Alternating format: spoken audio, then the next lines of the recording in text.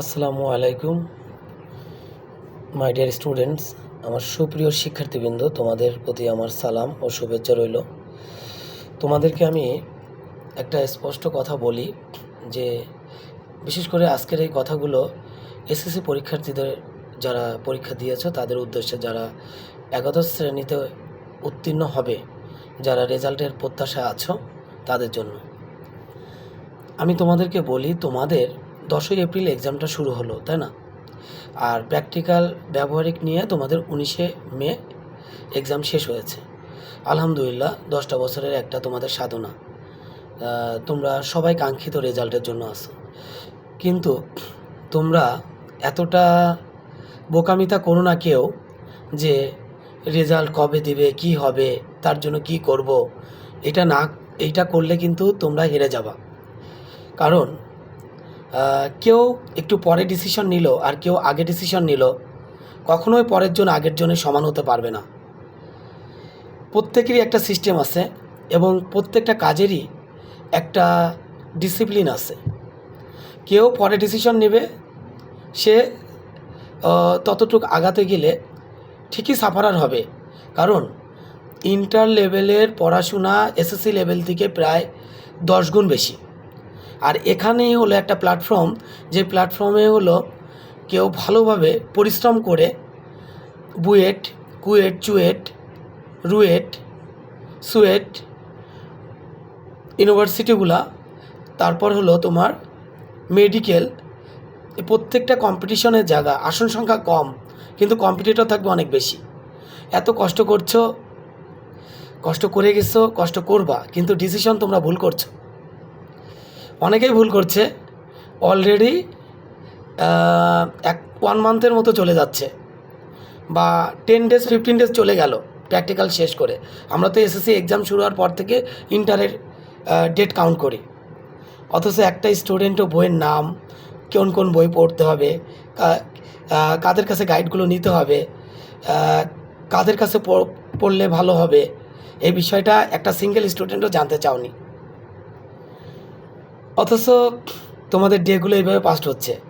আমি সবসময় বলি, সঙ্গ মানে কোম্পানি একটা অনেক বড় ব্যাপার। আর কেউ যদি কোম্পানি সিলেকশনে ভুল করে, সে কিন্তু খুবই দুঃখে পড়বে। আর কেউ যদি মনে করে ওই এসএসসিতে যেমন তেমন করলাম, ইন্টারও এরকম হয়ে যাবে, তার কিছুই হবে না, সে ভালো কিছু করতেই পারবে না। ব্রেনে জ্ঞান বুদ্ধি থাকা, অ্যাপ্লিকেশন থাকা অতীব গুরুত্বপূর্ণ।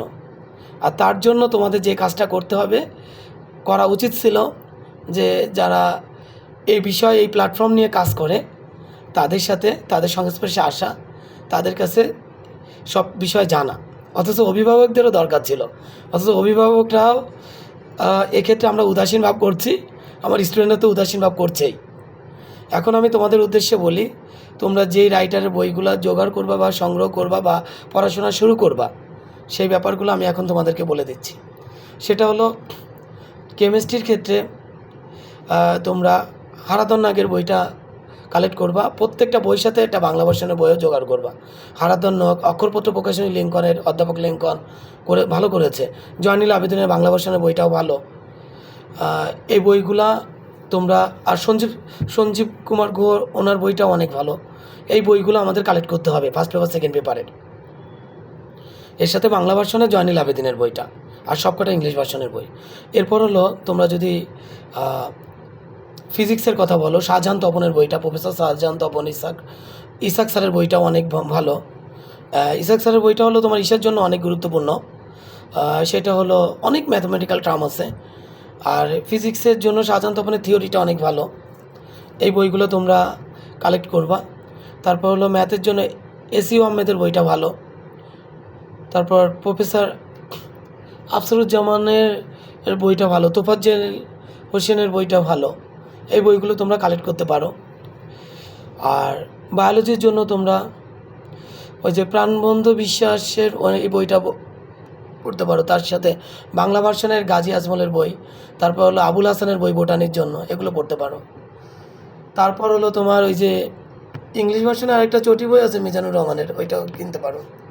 বই কিনলে আসলে কেউ দেউলিয়া হয় না, বরং বই কিনে কালেক্ট করে পড়াশোনা শুরু করাটাই উচিত, যেটা আমরা করি নাই।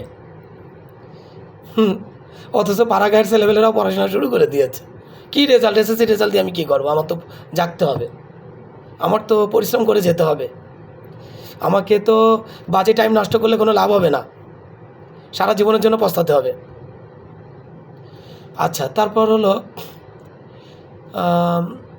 ম্যাথেরটাও হলো, বায়োলজিরটা হলো, এর সাথে সাথে ওই যে BUET chemistry, BUET physics, BUET maths, এই বইগুলা এখন থেকে সংগ্রহ করা উচিত। Active plus active chemistry, active plus chemistry, active plus physics, active plus biology, এগুলোও সংগ্রহ করা উচিত এবং তার সাথে সাথে এগুলো পড়া উচিত, বিগত সালের কোয়েশ্চেনগুলো দেখা উচিত, প্যাটার্ন সম্বন্ধে একটা ভালো জ্ঞান নেওয়া উচিত। কিন্তু আমরা করি নাই। আমি এতদিন দেখছিলাম যে আমার কোন স্টুডেন্টরা কী বলে, কোন প্যারেন্টসরা কী বলবে, কিন্তু কোনো প্যারেন্টসেরও কোনো খোঁজ নাই, স্টুডেন্টদেরও কোনো খোঁজ নাই। অথচ প্যারেন্টসরা না ইনফর্ম করুক, স্টুডেন্টরা অন্তত এই বিষয়ে সজাগ থাকুক, কিন্তু তাও বলে না।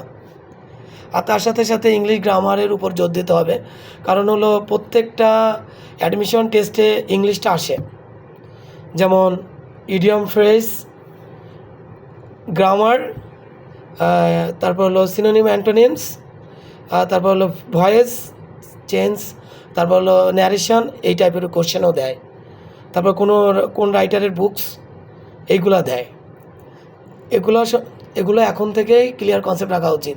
মনে রাখতে হবে এসএসসি থেকে ইন্টারে প্রায় 18 গুণ শ্রম দিতে হবে, তাহলে আল্লাহর রহমতে কাঙ্ক্ষিত লক্ষ্য এবং কাঙ্ক্ষিত একটা জায়গায় আল্লাহ সুবহানাহু ওয়া তাআলা আমাদের প্লেস দেবেন। আমি আর কথা বাড়াবো না, তোমরা ভয়েসটা শুনবে ভালোভাবে, আর হলো যে বইয়ের কথাগুলো বললাম এগুলো নোট করে নিবে, আর এখন থেকে স্টাডি করবা। টাইম আর পাস করার দরকার নেই, ডে বা যে কোনো অকেশন এখন আর সেলিব্রেট করার দরকার নেই, ঠিক আছে? অনেক বেশি পাণ্ডিত্য অর্জন করতে গেলে হলো বই পড়ার কোনো বিকল্প নেই। তোমরা ভালো থেকো, সুস্থ থেকো। আল্লাহ হাফেজ, আসসালামু আলাইকুম।